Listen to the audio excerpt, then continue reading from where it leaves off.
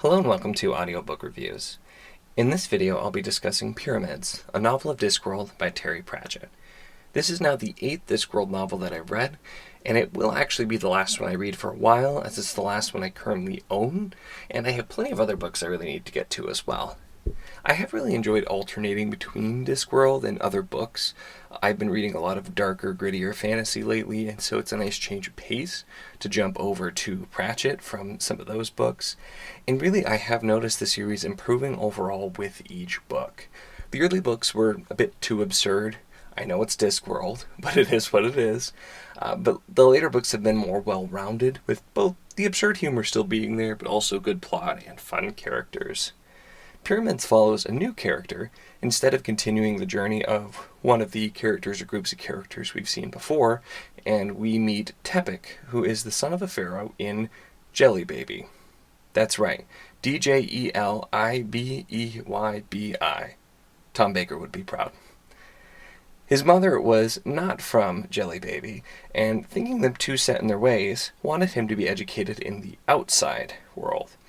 And his father decided learning to be an assassin, as a part of the Assassin's Guild in Ankh-Morpork, would be his chosen path. Upon the sudden death of his father, Tepik is compelled to leave Ankh-Morpork and return to his homeland to take over as the new pharaoh. His most important task, of course, is overseeing the building of a grand new pyramid for his departed father. Now, I will say right off the bat that the base plot of a king dying and remaining around as a ghost, and the young son or heir of some sort needing to take over, did ring very, very closely to a portion of the base plot in Weird Sisters, but thankfully the similarities stop there.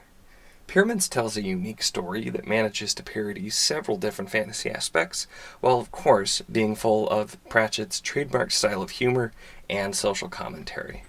Now, this might be controversial, but in 80 pages, Pratchett does a better job showing the idea of an assassin school than I think many authors using the whole school premise do in entire volumes.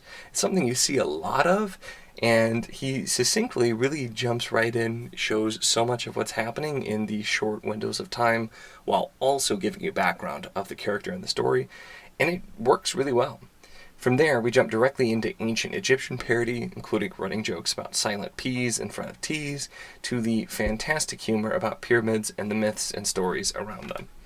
The social commentary comes in with the people of Jelly Baby being complete blind followers of the pharaoh and of the past. And the pharaoh, of course, is also considered to be a god. The fact that the pharaohs themselves don't seem to understand how they actually do anything divine, and just kind of leave that to the priests, also makes for some great running jokes as well. The idea of people being incredibly stupid and stuck in the past, which is a recurring theme, while also believing everything they hear from the leader, also I'm sure resonates with many in today's world as well. Getting back to the story though, Pratchett does a fantastic job of using familiar themes and parodying everything from biblical stories to the Trojan War, and also keeping a tight story that tells an original tale. This was the first Discworld novel I've read that actually had different parts that it was separated into, instead of just being one running part.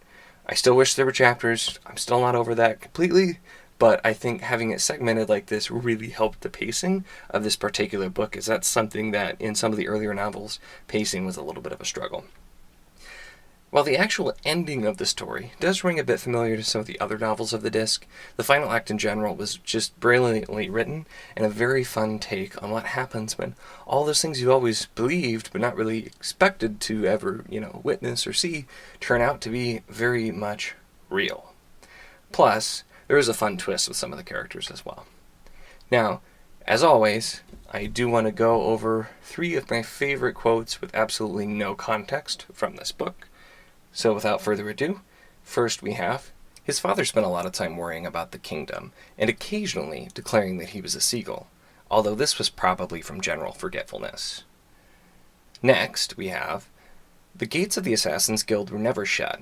This was said to be because death is always open for business, but it was really because the hinges had rusted centuries before, and no one had gotten around to doing anything about it yet. And finally, well now, what have we here? Said the leading thief. This is the sort of thing that gets said in these circumstances. With that, All in all, this was a very well told story with a wealth of humor, parody, and of course, don't forget, puns. That was just a blast from beginning to end.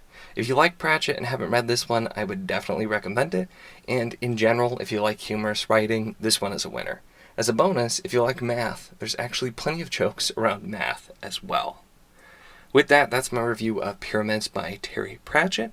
If you enjoyed this video, feel free to give it a like, and if you'd like to see more content like this, then feel free to subscribe.